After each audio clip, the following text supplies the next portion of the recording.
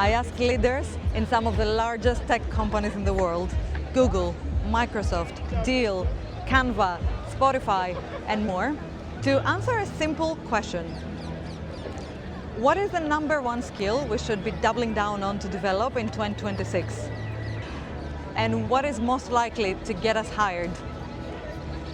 You can see today we're in a totally different location, not in a studio. We're at Panathēnea, the largest tech festival in Southeast Europe. And here's the stage, many stages that exist. So let's dive in, follow me.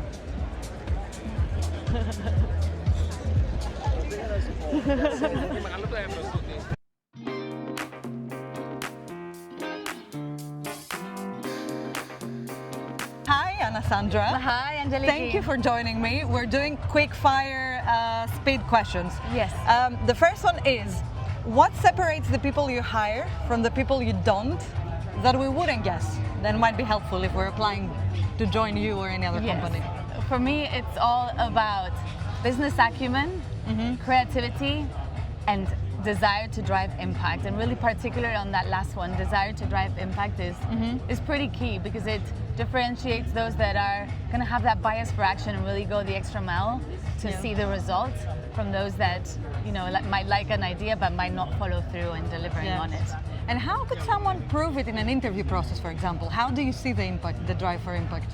I'm wondering if there's a tactical way someone can keep us a tip. Yes, well, I think, in the case studies that I'll run, then asking the questions, how would you go about this? What would you do? And if you don't have the resources for that, then how would you find the resources?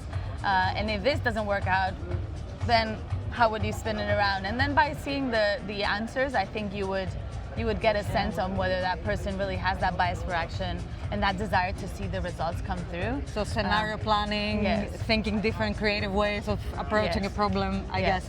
Okay, and if we take AI literacy, fluency, however you want to call it out, that everyone says we should have as a number one skill. Yes. What is the human skill we neglect, but we should build? Empathy. Yeah. So much empathy, because that is what makes you understand really well what, first, your users want and what resonates with them versus what you might think is a good business idea. Two, what your colleagues want and need, are feeling, and coordinating with them and collaborating with them and understanding what is driving them and what their challenges might be, so you can find a middle ground sometimes when you're not necessarily, seeing eye to eye. And I think that is a hugely invaluable overall skill to have and to nurture and to really build. So I would say empathy. Nice. Thank you so much. Thank you. Thank you for joining me.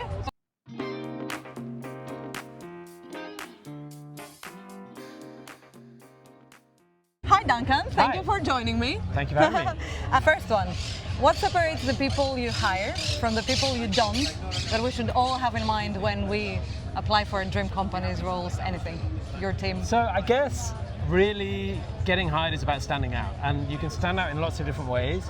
You can stand out by having an amazing CV, but actually generally that isn't the most amazing way to do it. The best way is to do something that other people aren't doing, whether it's here's a thing I made and I'm going to find a way to get it in front of you that isn't via the traditional application channel. I think these days, if someone hasn't proactively tried to get in touch with you other than the application channel, it's almost a red flag, because are they hungry? Are they keen? Are they going to find ways around obstacles? So I would say show that kind of passion, that determination, and ideally show a sort of creative spark that does not just mean filling in the CV and the cover letter. And it shows the creativity of, I managed to contact you or somehow get in your inbox despite not being able. So it's already problem solving, right? Totally. Okay. And then if the answer cannot be AI fluency or AI literacy, what is the human skill that you think we should be building but we neglect?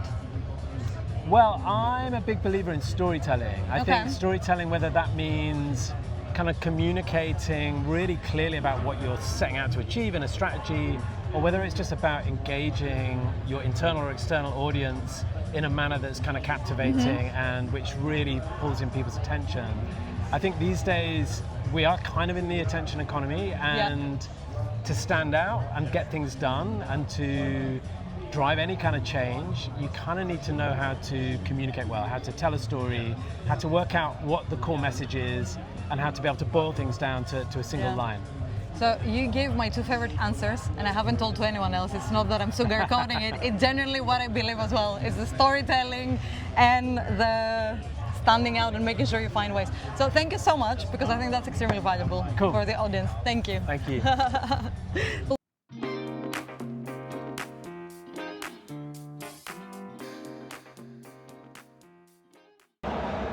Hi, Yanna.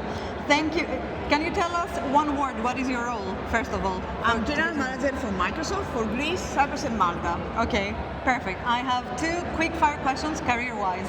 First one, what separates the people you hire from the people you don't that we would never guess in this time? So I will tell you 3 elements. I think number 1 for me is learning mindset. You know, there is a pace that the technology changes very fast. So having this learning mindset, this curiosity to see, you know, and think about new innovations is crucial, I think. Okay. The second is agility. You know, as the things change, you need to be able to adapt, and this also includes resiliency. So sometimes you will fail. You cannot avoid failure. So how resilient you are to, you know, get up again and continue and re-innovate. And how could someone, follow-up question that I just thought, how could someone prove it in an interview process or when they interact with you, for example? Not necessarily at Microsoft, but generally speaking, they're intangible, you know? They are, but you know, usually in an interview you share some of your past, you can somehow imply it. Sometimes even the interviewer might ask you directly, but keep this in mind. I think nowadays those are the skills that make the difference. Okay, perfect. And then the other one that I'm asking everyone, if we take out AI fluency literacy, what is the human skill you feel we neglect but we should prepare for and double down to learn? I think it's empathy. As the change, you know, accelerates, this has a lot of implications for people. So having the ability to understand how every change reflects on people and help them go through is a key skill that and we read are the all room looking for. and read the room and understand where everyone's Exactly. going. Okay. Thank you so much for your time. Thank you.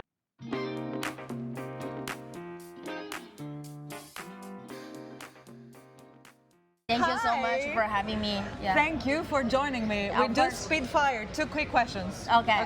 1. What separates the people you hire from the people you don't that most of them would never guess? Yeah.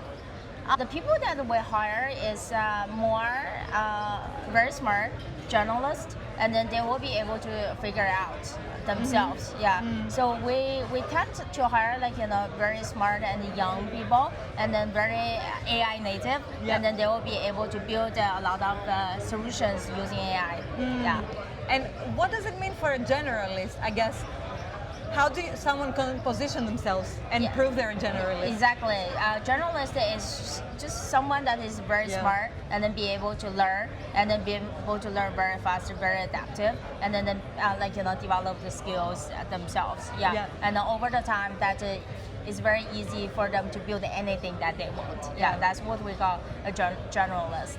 I'm keeping generalist, adaptive, AI native. Yeah, exactly. So let's take the AI native. That's my last question. AI native. Everyone is about AI literacy and building this skill. What do you think is the human skill that we're kind of keeping underrated, or we should be focusing more on developing alongside AI literacy? You need to be very creative. So in combination between AI and then being creative, that is very, very important, because a lot of the times AI needs a really good input. When AI receives the really good input, they are being creative and create new ideas based on your like, you know, geniuses. So it's also about creative problem thinking, finding new solutions, not just the creative as in like creativity as we made it, the design. Exactly. Amazing. Anything else you want to add? Advice for the younger people? For younger people, if you study in college, study basic science, like math, physics, chemistry, bio, or robotics. Those are, like, you know, really, really important for the future. Thank you so much. Thank you. Thank you. Have a lovely day.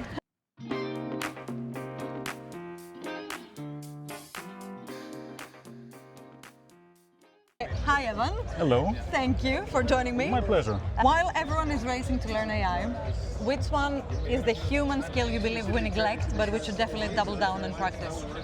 imagination, Okay. creativity, and business skills. Okay. I give you 3. You asked for 1. Yes, I asked 3 for for the press 1. And Someone has to tell the AI what to do. Exactly. And so we're going to need more people telling the AI what to do and less people doing. And how do we actually practice it at work? It's a great question. Product thinking, creative arts, classics, I don't know, but we need to expand our minds and our education Okay. to be able to do this well. Okay. Any tip you have for the mid-career professionals to practice more of those skills very quickly? I think don't stay in your narrow swim lane, right? Make sure you understand what problem you're solving, what business you're trying to do, and expand your horizons and think out of the box. Okay. Thank you so much. Thank you.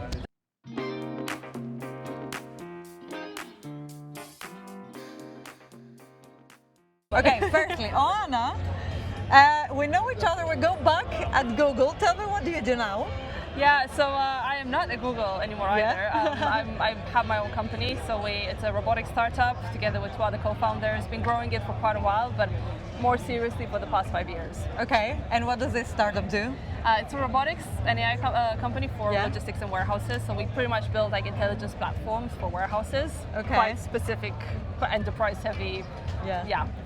And I mean, obviously, Google, we do partnerships, sales, you do similar stuff, but then robotics completely different. So I will ask you a question I haven't asked anyone else, which is, how do you find the founder life after the Google life? And I guess, what is an advice for the audience if someone is thinking about it? Yeah, I think, first of all, I was quite lucky in my time, like almost 7 years at Google, that I was always in teams that had a bit of a startup mentality. It's like it's the first time that Google launched a phone and then like home devices, like build this partnership function. So it was always kind of felt quite startup-y within the wider kind of Google ecosystem, but obviously you always kind of had the safety net, right? If something didn't work, oh well, fine, we're not going to run out of money, we're not going to die tomorrow, right? So I think that's kind of the big change, is like to realize that that safety net's no longer there, and that whatever you put in, obviously you're going to get out, it's a bit scary at some points. So it's a big leap of faith that you have to take. And how do you prepare, I guess? If anyone is thinking about it, because I'm in the same spot, right, which is like, oh, I would love to do my own thing, but I think there's a mental safety, there's a mental piece actually of having the safety net, you know, that no longer exists, that you need to be ready for. So I tell this a lot of people, like, I would not just jump without necessarily having a plan. I know, like, you're trying to figure it out, but sometimes it's easier to start kind of working on something, even 10-20%, to try and figure out, okay, where do I want to go? So that's going to make the transition a little bit easier. Of course, there's also an opportunity to, like, you need the mental space to even consider it to begin with, and I think for that you just, again, like, just do it, because no matter what you kind of get told or what you try to do beforehand, it's going to be impossible to prepare. And every person's experience is quite different, because you internalize things differently. But if you do have the chance, like, try and build while you're still in the bigger corporate, whether that's Google or something else, because that kind of gives a little bit more of an easier transition. Fair. And now the speed dating, not speed dating, speed fire question part that I'm asking everyone. Okay, what separates the people you hire from the people you don't, that most of them would neglect? It's the curiosity, like, and we have a lot of people kind of applying, like, we're a team of close to 300 people now, so it's always like trying to figure out that underlying desire to do more and be better, and the only way you can kind of spot that in somebody is to see, like, based on the questions that they're asking and how much they're interrogating you. So showing that curiosity continuously through the process is very important for us. Because one of the things I was wondering is, like, but how do you show curiosity in a CV or an interview process? But it's about the questions they're asking. It's the questions that you ask. It's kind of like, are you actually interested in what the other person is telling you, or just kind of like try and feed them like preemptive things that you kind of already prepared, and you're not reading the room, and all of that is very, very important. Yeah. Nice. And while everyone is racing to learn AI, what human skill is becoming more valuable that most neglect? And you cannot tell me curiosity or AI literacy. No.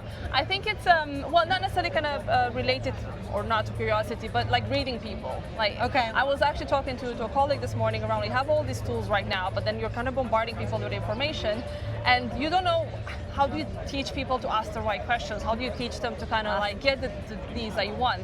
And as you're building product, or as you're using AI yourself, it's always kind of like try and read and understand like what is the other person most interested in, how can I feed them what they need to make better decisions, faster decisions, whatever AI tool you're doing. Yeah. So kind of having that tune in with people around you, I think it's very important, whether that's a customer or a colleague. Nice. Or, yeah. Reading people and asking better questions. Yeah. Which is what I'm also very passionate about. Is like, how do we ask better questions? Thank you so much. No, thank you.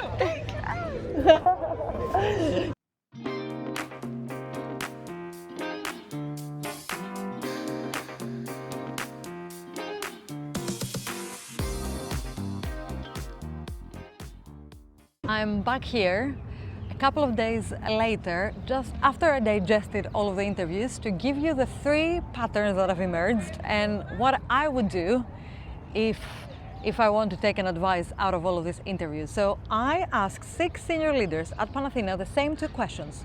What would they hire for and what skills we need to build? And the same patterns start coming up, and there is 3 things I noticed. 1, none of them said learn AI, because I didn't allow them to, but also it's a given that everyone should be learning. But then a lot of them gave similar answers. 2 said empathy as the skill to build. 1 said learning to read the room, which is a similar thing, like kind of a different side of the coin. 2 said creativity, imagination, and 1 said storytelling. So what I read from all of these, the skills that are becoming more valuable are the ones that AI cannot do for us. That's what I'm keeping. Imagining something original, understanding what the person in front of you really cares about, asking a better question, that's one to keep.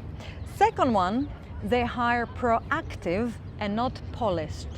What do I mean by this? Spotify's head of growth, for example, talked about the bias for action on the ways he expects the answers you give in an interview. Canva's managing director said the best applications come from people who find a way around the actual form. And if you just go for a CV, it could even be considered a red flag. Dexory's founder and ex-Googler said that the questions you ask are more important in telling about your curiosity and all the other skills than the answers you have prepared to give. And basically what I'm keeping is that they're not impressed from your CV, but actually they're looking for whether you would be impressive without one, because everyone can have a perfect and tailored CV now. So think about how you approach the hiring process. Third one that really stayed with me the most is stop staying in the swim lane. And Evan from Google said it most perfectly. He exactly said, someone has to tell AI what to do. And we'll need more people telling and less doing. So how can you practice a skill set to be this person? Creativity, critical thinking is needing. So think about, everyone said the same thing, expand your horizons. Read more, ask more, try and understand new things. Try a 20% project, for example, something that it's not your core role, but you ask to do at work. And if I had to leave you with one move to make and what to keep from this episode, stop optimizing for the job you have and start practicing for the one that nobody has defined yet. How could you do it? How could you practice it? Some examples. Ask better questions in your next meeting. Understand what drives your stakeholders before you walk into your next meeting, rather than the polished maybe version you normally go for. Tell one story instead of giving just a dull data-based update. Tell it differently. Make something this week, build something this week, because everyone can build now with AI, and show it to someone that didn't ask for it, to show that extra mile and that curiosity of solving for something that everyone has a problem for. Or apply to your next job if you are in the market looking for a job, and not just through the CV application form. Think more creatively. How can you find the person that is the hiring manager? Now, if this hit subscribe. There is more coming on these topics. And if there is one thing from this episode that you're really gonna practice this week or really stood out with you, drop it on the comments. In the next few weeks, we're back in the studio, the classic setup we have, and we have a senior leader from Google telling us in practice how to grow your career. We have a tech recruiter who tells us all the insider of how recruiters actually hire and has to do a lot with that, go beyond the CV application thing, but in practice, the juice. We have public speaking, we have burnout prevention with a productivity expert, because who can keep up with all of this information? So subscribe, stay tuned for the next few weeks. See you next week.